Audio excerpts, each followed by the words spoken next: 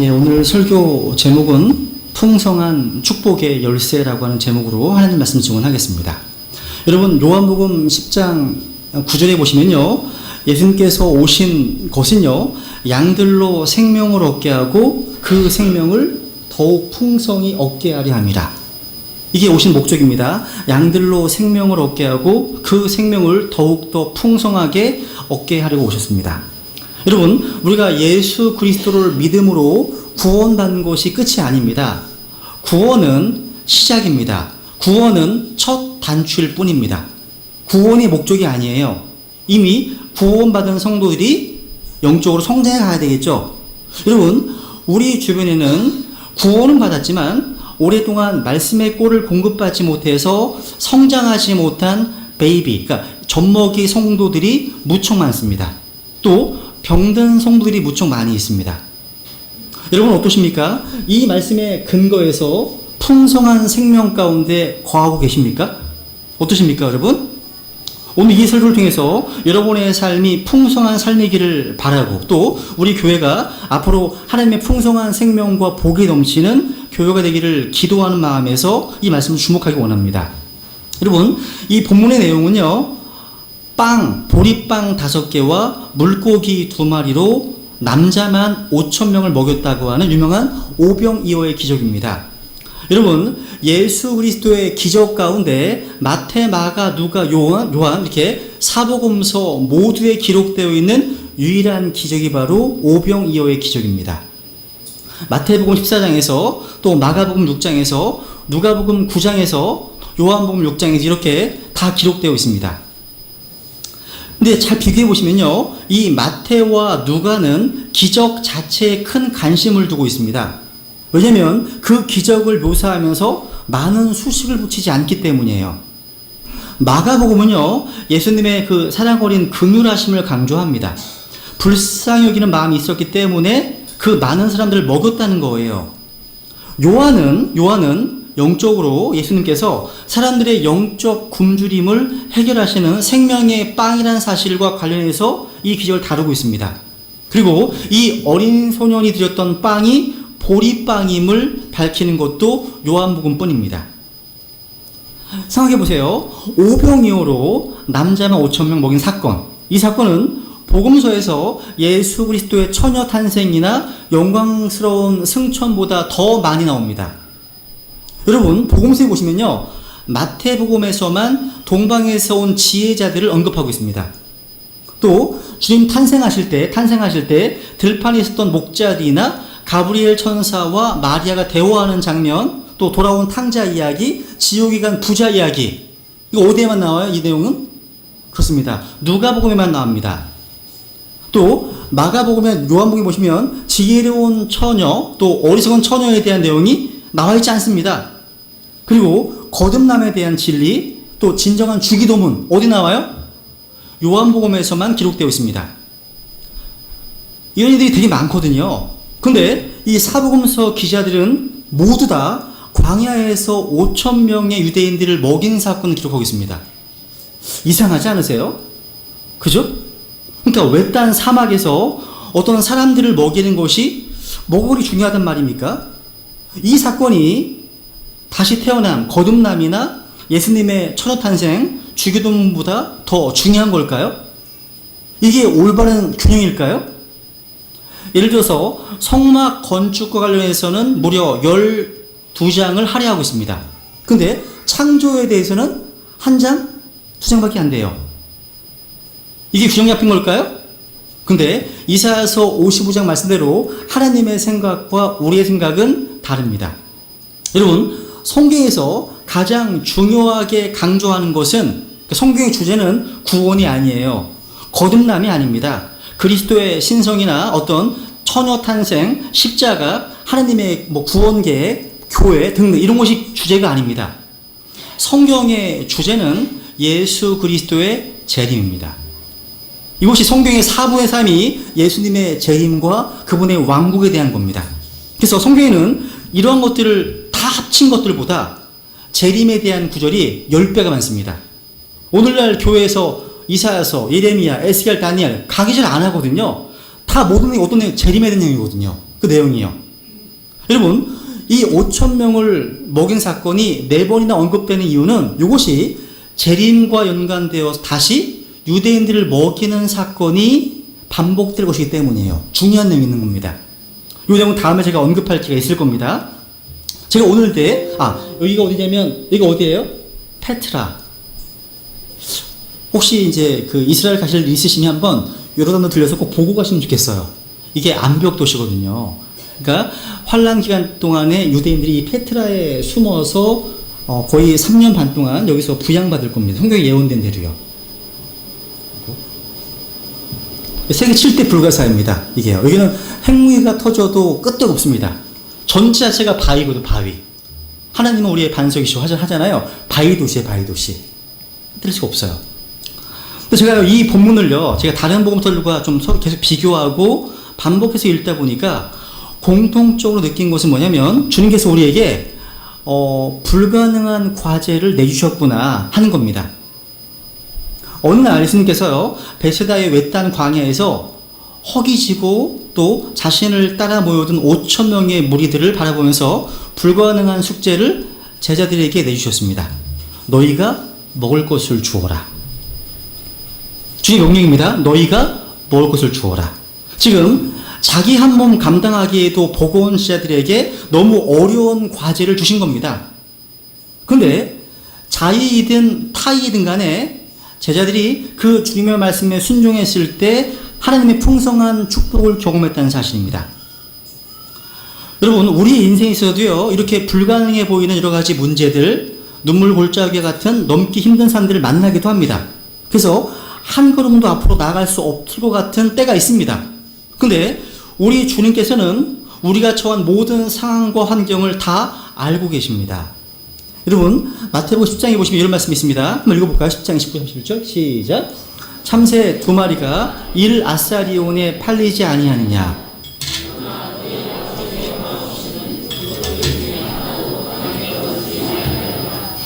오직 아버지께서 너희 머리털까지도 다 세셨나니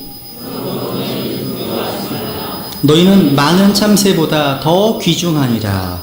잠언 15장 3절에 보시면요, 주의 눈은 모든 것에 있어서 악한 자와 선한 자를 살피니라. 하나님께서는요, 2017년 7월 오늘을 살아가는 여러분이 직면하고 있는 어려운 상황과 형편들을 다 알고 계십니다. 가족 구원의 문제, 어떤 육체적 질병의 문제, 가정에 어려운 문제들이 있습니다. 그렇죠? 직장에서 여러 가지 문제들, 또 경제적으로 복잡하게 얽혀있는 문제들 등등이 있습니다. 근데 예수님께서는 그 문제들과 어려운 상황을 어떻게 해결해야 할지 알고 계십니다. 우리가요, 하나님께 묻기도 전에 이미 답을 갖고 계십니다. 근데 우리는요, 제자들처럼 우리의 빈약한 자원이나 주위 환경만을 바라볼 뿐 모든 것을 채우실 수 있는 풍성하신 하나님께서 누구신지 잊을 때가 많이 있어요. 여러분, 하나님이 어떤 분이신지 깊이 생각해 보세요. 한번 시편 34편 가시겠습니다. 시작. 오, 나와 함께 주를 크게 높이고 우리가 함께 그분의 이름을 높이자. 여기 보시면 오, 나와 함께 주를 크게 높인다는 말이 magnify라는 단어를 씁니다. 이게 magnitude라는 말이 확대경이에요. 확대경. 그러니까 주님을 확대해 보라는 겁니다.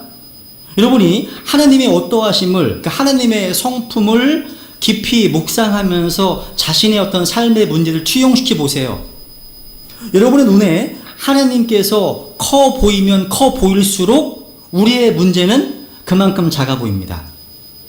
여러분의 눈에 하나님께서 작아 보이면 작아 보일수록 여러분의 문제는 그만큼 더 커 보이는 겁니다. 그래서 하나님이 어떤 분이신지, who God is, 그러니까 하나님이 어떤 분이신지 진지하게 묵상해 보세요. 깊이 있게. 입술로만 하는 게 아니라 진짜 어떤 분이 묵상하시는 가운데 자기의 삶을 좀 투영해 보시라는 거예요. 그래서 하나님의 빛 안에서 우리의 문제를 보게 되면 그게 크게 보이지 않는다는 사실.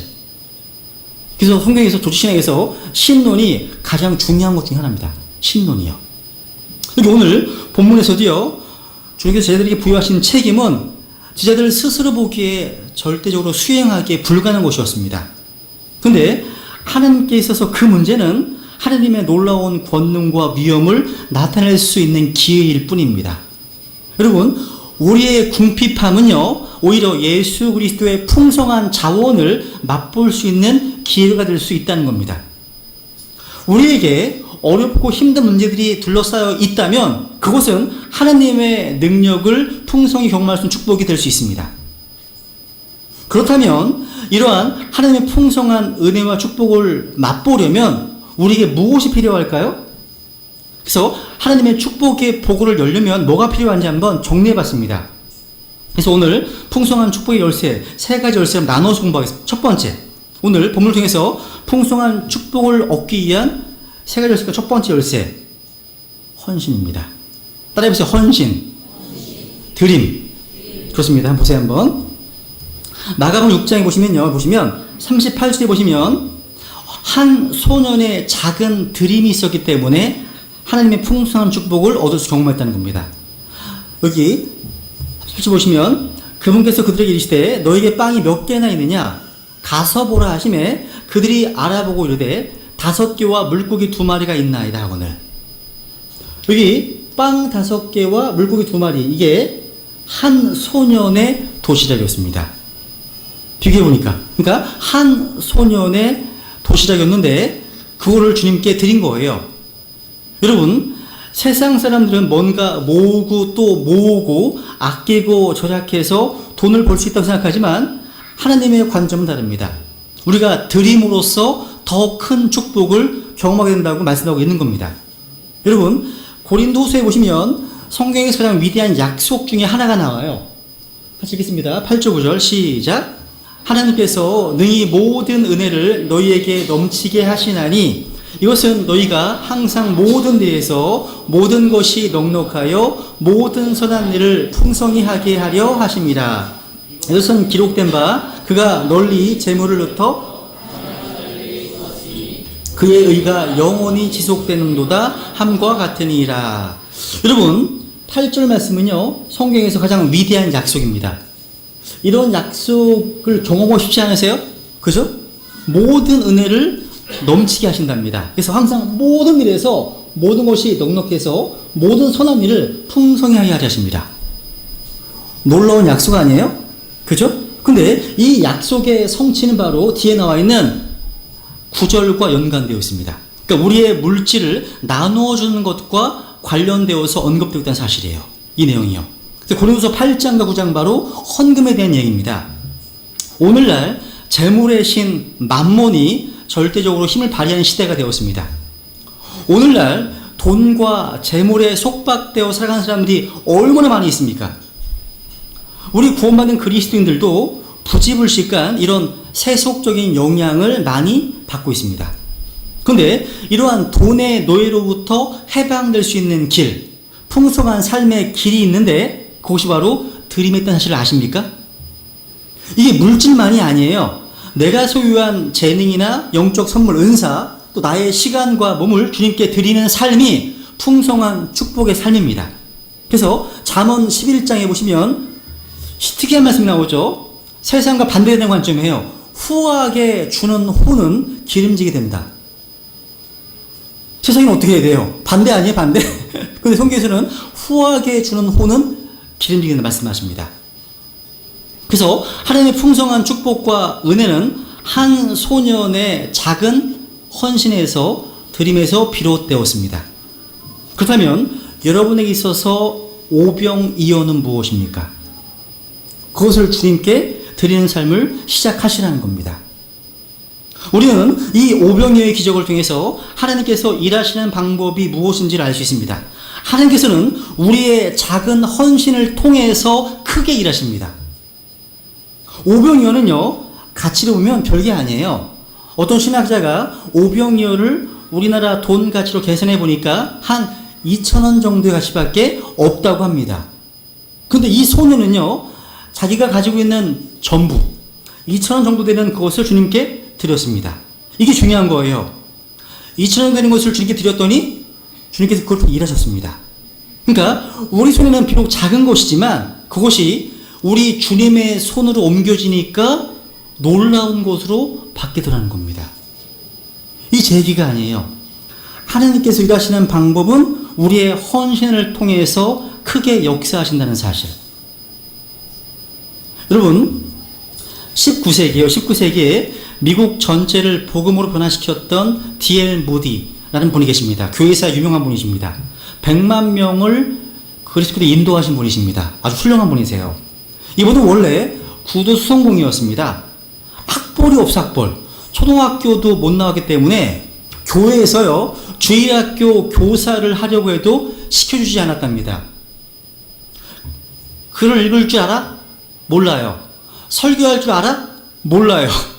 근데 무슨 교사를 하니? 나가 있어. 결국 교사를 못했습니다. 무디가요, 교회에서 교사를 시켜주지 않으니까 이 무디가 자기 혼자 나가서 학생들을 모았습니다. 그리고 자기 스스로 가르치기 시작했습니다. 그런데 나중에는 놀라운 일들이 벌어집니다. 무디가 만든 주일학교 아이들 수가 교사들 20-30명이 가르치는 아이들 수보다 더 많았다는 거예요. 많은 분들을 주님께로 인도했습니다. 그래서 지금도요, 학생은 주지 않으면서 담임교사를 맡기는 반을 가리켜 무디반이라 그런답니다. 지금도요. 무디반. 그래서 무디와 같은 시각을 가지고 있는 사람들은 학생이 필요 없다는 거예요. 그래서 무디가 이런 말을 했어요. 나에게 다시 나의 삶을 살 수만 있다면 나의 온 삶을, 아이들을 하나님께로 인도하는 일에 나의 온 생애를 드릴 겁니다. 이렇게 고백했습니다. 그러니까 오히려 아이 사역, 주일학교 사역이 중요함을 얘기하는 겁니다. 저는 동감합니다, 여러분. 그래서 무디는 나에게 교사만 맡겨주세요. 학생들은 내가 불러 모아 전도해서 가르치겠습니다. 그래서 무디는 결국 50명, 100명, 나중에 수백 명을, 그리고 마침내 위대한 복음 선도자로 40년간 100만 명의 혼을 구령했다고 교회사에 기록되어 있습니다. 그렇기 때문에 하느님 앞에 중요한 것이 무엇입니까? 무디처럼 배운 것도 없고 구두 수성공에 불과했지만 주님께서 맡기신 것이 무엇이든 그것을 위해서 내가 몸을 들이면, 헌신하면 엄청난 일들을 이룰 수 있다는 겁니다. 헌신하지 않기 때문에 이 상태에 이르릅니다. 헌신의 키라는 겁니다. 여러분, 하나님 앞에서 얼마나 많은 것들을 받으셨습니까? 아마 여기 우리 가운데 무디보다 학벌이 더 낮은 사람은 거의 없을 겁니다. 그죠? D.L. 무디를 쓰셨던 하나님께서 D.L. 무디보다 더 많은 것들을 받은 우리가 주님께 자신을 내어드리기만 한다면 우리를 통해 역사하지 않으시겠습니까? 역사하시죠. 하나님 앞에서 내가 얼마나 많은 것을 받았느냐 하는 것보다 더 중요한 것이 이것입니다. 그것은 우리에게 적은 것밖에 없다고 하더라도 그것을 주님 앞에 드리는 것이 중요하다는 겁니다. 이게 성경 전체의 진리예요. 여러분, 밖에 다니시면 흔히 보는 게 뭐예요? 가장 많이 있는 거. 먼지 아니 먼지? 먼지. 이 영어로 dust. 우리 인간을 땅의 dust, 흙으로, 먼지로 만드셨습니다. 이 먼지처럼 무의미한 것이 어디 있습니까? 아무도 없습니다. 그런데 이 먼지도 창조주의 손에 들어가니까 뭐가 됐습니까? 사람이 되었습니다. 여러분, 나귀의 턱뼈는 무의미합니다. 근데 하나님께서는 그 턱뼈를 삼손의 손에 들려서 이스라엘의 원수 1,000명을 죽이셨습니다. 그리고 목자의 지팡이는 별 의미가 없어요. 근데 하나님께서 모세의 손에 그것을 놓으셨을 때 아주 강력한 것이 되었습니다. 그 지팡이가요. 또 물인매는 중요하죠. 물인매. 아마 예전 성경에서는 다윗의 물매라고 하잖아요. 분명 물인매가 맞습니다. 그러니까 물인매는 중요하지 않습니다. 근데 하나님께서 그것을 다윗의 손에 들려서 골리앗을 죽이는 데 사용하셨습니다. 오늘 이 본문의 이 어린 소년도요, 자기의 점심이 비록 초라하고 보잘것없지만 그 주님께 드렸습니다. 근데 그 보잘것없는 그 아이의 손에서 나온 보잘것없는 도시락이 주님의 손에 놓여지니까 풍성하고 놀라운 축복의 역사가 일어나게 되었다는 겁니다. 그래서 첫 번째 포인트는 뭐예요? 여러분의 작은 것이 누구의 손에 있느냐가 정말 중요한 겁니다. 그게 중요한 포인트예요. 두 번째 열쇠는 바로 순종입니다. 순종. 즉 하나님의 말씀에 대한 순종이 하나님의 풍성한 축복을 경험하겠다는 겁니다. 여기 보세요 한번. 마감 6장에 보시면 이런 말씀 명령하시죠. 읽어볼까요? 시작. 그분께서 그들에게 명령하사, 여기 요한복음 6장에 보시면 주님께서 그 사람들을 앉게 하라 하시네. 주님의 명령입니다.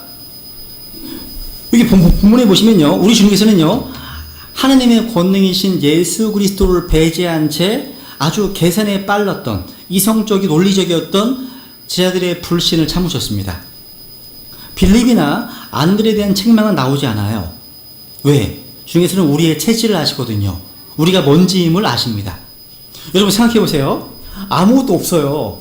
그죠? 보리빵 5개와 물고기 2개 전부예요. 아무것도 없는 상황에서 이 사람들로 지금 뭐 하라는 거예요? 앉게 하라. 이 말씀은 더 고차원적인 시험이에요. 시험입니다. 한번 생각해 보세요. 바로 여기가 제자들의 순종이 이행된 시점입니다. 이게 엄중한 시험이었어요. 즉 배고픈 군중을 먹을 것이 아무것도 없는데 이들을 앉혀봐 무슨 소용이 있겠습니까? 소용이 없잖아요. 그런데 하나님께서 그렇게 하라고 명령하십니다. 말씀하신다는 겁니다. 주님께서 명령하실 때 우리는 따지거나 논쟁할 것이 아니라 뭐 해야 됩니까? 순종해야 됩니다. 아담과 이브에게 왜 선악과를 먹지 말라고 금하셨을까요? 하나님께서 이렇게 말씀하시기 때문입니다. 노아는 홍수가 온다는 징표도 없는데 어째서 방주를 지었습니까? 하나님께서 명령하시기 때문입니다. 여러분 우리가 구원받으려면 왜 주 예수 그리스도를 믿어야 됩니까? 하나님이 명령하시기 때문에 그렇지 않습니까? 그죠? 보세요. 주 예수 그리스도를 믿으라. 그리하면 내가 구원을 받고 내 집 받으리라. 구원받으면 뭐 하는 거예요? 뭐 하면 구원받는 거예요? 주 예수 그리스도를 믿으면 이게 유일한 구원의 조건입니다. 믿는 겁니다. 믿는 거. 우리가 구원받으려면 왜 칭리를 받아야 됩니까? 그것도 하나님의 명령이기 때문입니다. 여러분 순종이 뭔지 모르시는 분은 없을 겁니다. 그죠? 순종이란 하나님의 명령을 따르는 겁니다. 순종이란 하나님의 뜻을 행하는 것이고 그분의 명령을 지키는 겁니다. 그렇다면 순종하려면 우리의 뜻을 버려야 됩니다. 우리의 생각과 방법을 버리고 우리의 의지를 하나님의 의지에 굴복시켜야 됩니다. 순종 아니겠습니까? 아울러서 하나님께서 명령하신 것을 즉각적으로 그리고 온전히 순종할 때 하나님은 그 사람을 축복하십니다. 우리는 여기서요, 놀라운 모든 축복이 순종이라고 하는 통로를 통해서 온다는 사실을 배우게 됩니다. 이 순종의 결과 놀라운 생명, 풍성한 생명을 경험하게 되었습니다. 그래서 마태복음 14장 19절에 보시면 이런 말씀 나오죠. 읽어보세요. 시작. 무리에게 명령하사 잔디에 앉게 하시고 빵 5개와 물고기 2마리를 취하사 하늘을 우러러 보시며 축복하시고 빵들을 떼어 자기 지자들에게 주시매 지자들이 무리에게 주니. 지자들은요 주님께 빵과 물고기를 받아서 말씀하신 대로 나눠주기 시작했습니다. 순종했다는 거예요. 손에서 빵을 떼면 또 빵이 생겨요. 계속해서요. 빵을 떼면 또 빵이 생깁니다. 이것을 나누어주는 제자들이 얼마나 신이 났겠습니까? 그죠? 순종이 바로 이러한 축복을 가져오는 열쇠입니다. 여러분 신명기 28장을 읽어보시면 아마 오늘날 그 대부분의 강단에서 신명기 28장 1절부터 14절을 주로 인용 많이 합니다. 순종할 때 축복을 많이 강조해요. 근데 15절부터 한 3분의 3배는 많은 나머지까지는 뭐냐면 순종하지 않을 때 저주가 기록되어 있습니다. 나머지는 별로 얘기를 안 해요. 균형 잡힌 게 아니잖아요, 이게. 그죠?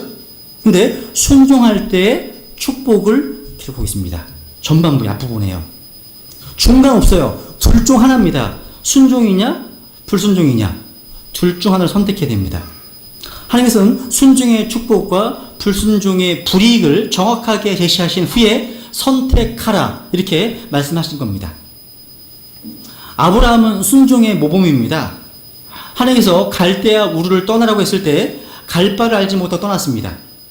그때 나이가 75세였습니다. 75세의 나이에 변화를 받아들인 것은 쉬운 일이 아니에요. 그런데 아브라함은 순종했습니다. 또 99살 때 99세 때는 할례를 명령하셨습니다. 순종했어요. 또 100세 때에는 독자 이삭을 주셨는데 그 사랑하는 독자 이삭을 모리아 산에 번제로 바치라고 명령하셨습니다. 그때 아브라함은 즉각 순종했습니다. 하나님은 너무나 기뻐하셨습니다. 그리고 큰 복을 주셨습니다. 그래서 여러분, 풍성한 축복을 얻기 위한 첫 번째 열쇠가 뭐라고요? 첫 번째 열쇠? 헌신과 드림. 그죠? 두 번째 열쇠 뭐라고요? 순종입니다. 이제 세 번째 열쇠입니다. 세 번째 열쇠는 바로 감사입니다. 감사. 감사가 바로 하나님의 놀라운 축복과 은혜를 경험하게 만듭니다. 한번 잘 보세요. 여기 보시면 마가복음에서는요, 금께서 빵 5개와 물고기 2마리를 취하사 하늘을 우러러 보시며 뭐 하신다고요? 축복하신다고, 축복하시죠. 그죠? 요 내용이 요한복음 6장으로 가니까 빵을 집어서 뭐 하신 거예요? 이것이요? 감사를 드십니다. 감사. 그러니까 음식을 놓고 감사하시는, 축복하시는 우리 주님 모습을 보세요. 한번 상상해 보세요. 여러분, 주님께서 저 5,000명 앞에, 그러니까 초식다 합치면 2만 명 될 겁니다. 아마 그런 2만 명 앞에서 5덩이의 빵을 놓고 감사하시는 장면 떠올려 보세요. 보통 사람이라면 감히 상상을 할 수 있겠습니까? 근데 이것이 얼마나 아름다운 모습인지 몰라요. 우리 주위에 뭐 걱정도 많고 근심도 많고 문제도 많습니다. 근데 감사가 먼저예요. 감사가 먼저입니다. 감사가 바로 하나님의 축복의 요건입니다. 감사에 바로 기적의 역사가 있습니다. 여러분, 어떤 목사님께서는요, 병원에 가서 죽어가는 환자들을 보면서 먼저 감사를 드립니다. 이렇게 기도하시더라고요. 하나님 아버지, 건강한 때 미처 깨닫지 못하고 병든 때에 건강의 소중함을 알게 됩니다. 그동안 건강해 주신 것 감사드립니다. 이 기도하면서 이런 말씀 하시는 거예요. 비록 오늘 죽더라도 지금까지 건강하게 살았다는 사실에 먼저 감사하는 마음을 가지십시오. 그리고 오늘 망한다고 하더라도 지금까지 내게 주신 은혜와 축복에 대해서 감사 영광을 돌리십시오. 그러면서 감사를 앞세우는 생활이 바로 우리의 생활이어야 합니다. 강조하십니다. 마찬가지예요. 우리 주님 바로 이 감사로 기적을 일으키셨습니다. 주께서 기적을 일으키시기 전에 감사 기도를 드리시곤 하셨습니다. 종종. 여러분, 요한복음 11장에 보시면 나사로를 살리실 때에도 먼저 하나님께 감사 기도를 드리셨습니다. 감사 기도는요, 하나님의 마음을 가장 강력하게 움직이는 믿음의 기도입니다. 이것이 바로 진정한 믿음의 표식입니다. 2만 명이나 모인 곳에서, 그리고 수많은 사람이 보는 자리에서 작은 보리빵 5개와 물고기 2마리를 놓고 감사하는 모습. 상상해 보세요. 자주 상상해 보세요. 이것이 바로 현실을 초월해서 드리는 감사예요. 현실 넘어선 감사예요. 또 모든 조건을 넘어서 감사하는 거예요. 이런 감사. 감사할 수 없을 때에도 믿음으로 감사하는 것. 또 이 감사는 미래적 감사입니다. 장차 되어질 믿음의 역사를 보면서 드리는 감사입니다. 즉, 오병이어가 가져다 준 축복을 보면서 미리 감사하는 겁니다. 그죠? 우리도 먼저 감사해야 됩니다. 비록 지금 우리 모습이 작은 보리빵 5개와 같고 물고기 2마리와 같지만 그곳 주님께 감사할 때 하나님의 놀라운 축복과 기적을 맛볼 수 있게 된다는 겁니다. 여러분, 제가 어떤 아내의 얘기가 있어요. 술꾼 남편을 위해서 감사기도를 드렸다는 어느 아내의 얘기가 있습니다. 한 자매님께서요, 예배 중에 목사님을 통해서 모든 일에 감사하는 말씀을 들었어요. 이 자매님께서 이 말씀에 순종해서 술 먹고 들어온 남편이 자고 있는 옆에서 감사 기도를 드렸습니다. 옆에서 막 코를 골면서 자는 남편이지만 앞으로는 언젠가는 좋은 남편이 될 가능성이 있어서 감사했습니다. 저토록 취해서도 집을 찾아올 수 있음에 감사했습니다. 또 토요일에는 더욱 술을 많이 마셔줬기 때문에 주일에 꼼짝 못하고 집을 봐주니 자신이 교회 나오는데 불편이 없어서 감사했습니다. 그러니까 하나님께 감사할 조건을 찾아서 감사하니까 계속 감사가 넘쳤습니다. 이 남편분이요, 잠을 자다가 갈증이 나서 깨어났습니다. 근데 갑자기 일어나서 기도라는 게 들리는 거예요. 그래서 아내의 기도가 그 감사기를 듣게 되었습니다. 남편이 감동받았습니다. 감동받았습니다. 스스로 생각해도 자신이 형편없는 남편이라고 생각했는데 아내가 자신을 위해서 감사 기도하는 것을 보면서 감동받은 겁니다. 그래서 그 감사 기도를 드리면서 이 남편이 같이 교회에 나가기로 약속하고 나중에는 예수님의 십자가 대속을 깨닫고 구원받게 되었습니다. 이 실제 간증입니다. 간증. 그러니까 10년 동안 기도해도 이루어지지 않았던 소원이 단 한 번의 감사 기도로 이루어진 겁니다. 남편 때문에 받은 고통, 이것 때문에 원망과 불평으로 기도를 드렸을 때 그 기도는요, 기도가 아니라 고소입니다. 고발입니다. 고발. 그죠?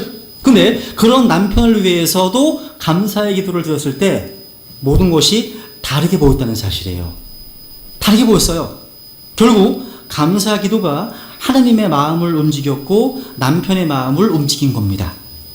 여러분, 감사는 바로 하나님을 움직입니다. 감사는 우리 자신을 변화시킵니다. 감사하는 마음 바로 믿음이 있는 마음입니다. 감사는 환경을 변화시킵니다. 감사는 바로 하나님의 축복과 은혜를 경험하게 만듭니다. 우리 모두 감사하는 사람이 되십시다. 이것도 명령이에요. 모든 일에 감사하라. 모든 일에 감사하라. 여기 순종하시면 되는 겁니다. 이렇게 헌신과 순종과 감사가 바로 풍성한 축복의 열쇠가 되는 겁니다. 마지막으로요. 하나님의 손이 어떤 손인지 살펴보고 마치려고 합니다. 여기 11절에 보시면요. 11절에 보시면 예수님은요, 이 기적을 이제 통해서 남자만 5천이니까 한 2만 명 정도를 넉넉히 채워주신 겁니다. 필요를요. 근데 여기 12절에 보시면 하나님은 필요를 채우실 때 풍성하게 채워주십니다. 풍성하게. 그러니까 요한복음에서 증언하고 있는 예수님의 모습은 풍성한 모습입니다. 아주 넉넉한 모습이에요. 충만한 모습입니다. 배불리 먹게 한 후에 12바구니 음식을 거두게 하십니다. 여러분, 빌립보서 4장 19절. 이거 암송하시면 좋겠습니다. 이 말씀은요. 하나님의 약속입니다. 같이 읽죠. 시작. 오직 내 하나님께서 그리스도 예수님을 통해 영광 가운데서 자신의 부요하심에 따라 너희의 모든 필요를 공급하시리라. 아멘. 그러니까 필요를 채워주시되 넉넉하게 채워주십니다. 너희의 모든 필요를 공급하시리라. 하나님은 너희의 모든 욕심을 채워주시는 분이 아니십니다. 우리의 탐욕을 채우시는 분이 아니십니다. 그렇다고 결코 인색하신 분도 아니십니다. 우리의 필요의 크기만큼 우리 삶 속에 풍성한 은혜를 베풀어 주시는 분이십니다. 여러분, 이 한 어린 소년이 드린 오병이어가 우리 주님의 손에 들어가니까 크게 불어났습니다. 무려 2만 명의 무리들을 먹이는 놀라운 역사가 일어났습니다. 그래서 성경에 보면 우리 주님의 어떤 소리인지 한번 성경 구절만 확인해 볼게요. 우선 욥기 12장 9절입니다. 보시면 우리 주님의 손은요, 모든 만물을 창조하신 전능한 손입니다. 읽어볼게요. 시작. 이 모든 것들을 통해 주의 손이 이 일을 이루신 줄을 누가 알지 못하느냐. 창조 만물이 바로 주의 손의 작품인 겁니다. 전능한 손입니다. 또 주의 13절 읽어볼까요? 시작. 이후에 내 아들이 내게 물어 이르되 이것이 무엇이니까 하거든 너는 그에게 이르기를 주께서 손의 권능으로 우리를 이집트 곧 속박의 집에서 데리고 나오셨느니라. 주께서 손의 권능으로 우리를 이집트에서 데리고 나오셨느니라 할지니라. 그러니까 주님의 손은 이집트를 심판하고 이스라엘 민족을 이집트에서 출애굽시킨 구출해낸 강력한 손입니다. 주님의 손은요. 또 보세요. 여호수아 4장에 보시면 읽어볼게요. 시작. 주 너희 하나님께서 우리가 지나갈 때까지 홍해를 우리 앞에서 마르게 하신 것 같이 주 너희 하나님께서 너희가 건널 때까지 요르단의 물들을 너희 앞에서 마르게 하셨나니 이것은 주의 손이 강력함을 땅의 모든 백성들이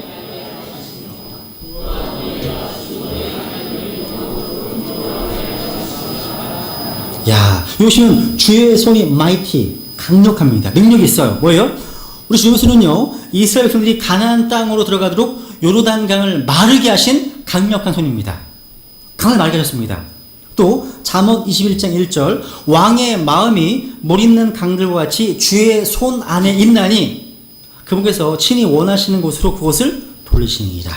야, 그러니까 우리 주님의 손은요, 위정자, 왕, 이 왕의 마음도 주님께서 원하시는 대로 움직일 수 있는 손입니다. 야, 마음을 움직이시는 분이십니다. 또 사도행 11장 주목해 보세요. 시작. 주의 손이 그들과 함께함으로 많은 수의 사람들이 믿고 주님께로 돌아오더라. 그러니까 우리 주님의 손이 함께 하시면 많은 사람이 구원을 받고 주님께로 돌아오게 됩니다. 이게 어떤 손입니까? 놀라운 손입니까? 그러니까 우리 주님의 손은 전능한 손입니다.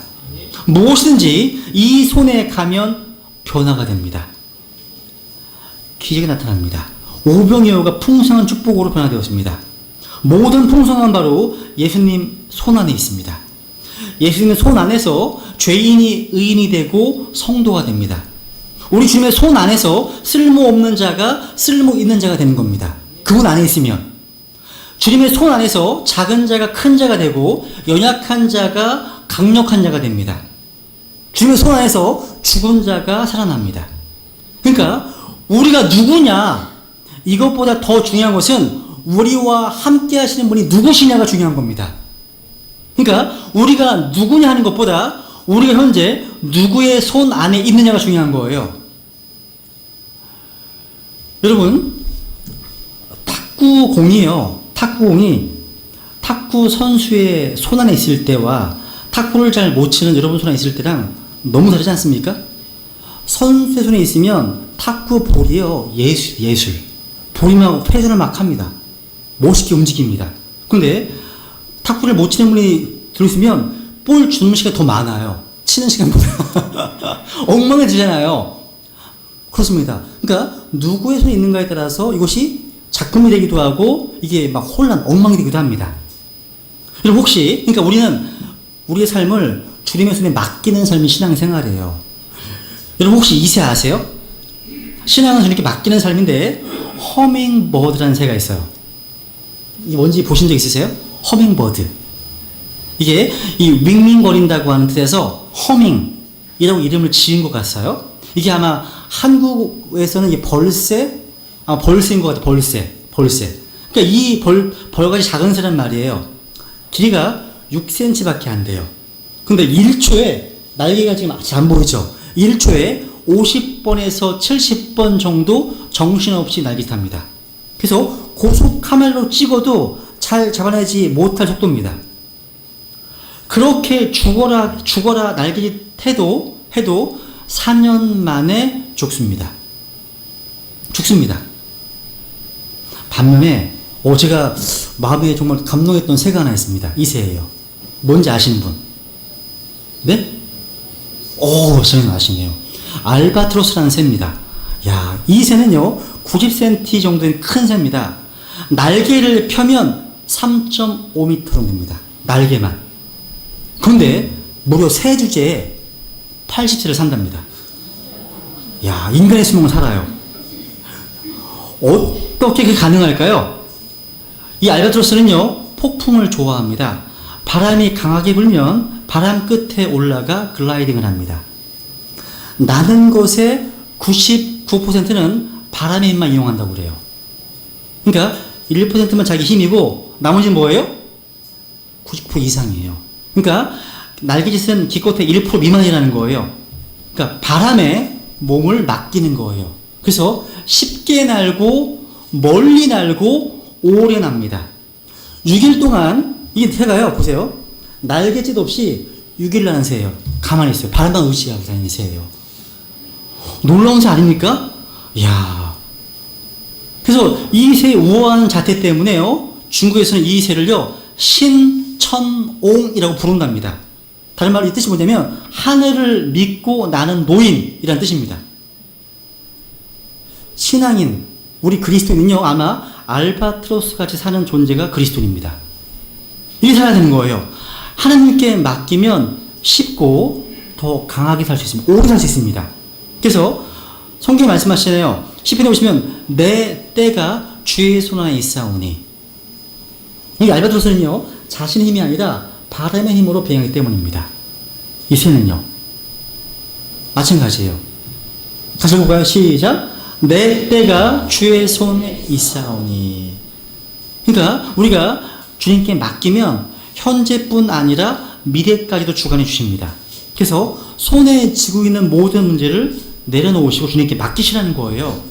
비행기 속에서 무거운 짐 들고 타고 있지 말고 내려놓으면 되잖아요, 주님께. 그죠? 참 여기 어깨 쥐고 있어요. 그죠? 그래서 허밍버드처럼 이곳저곳 신경 써서 분주하게 막 정신없이 살지 마시라는 거예요.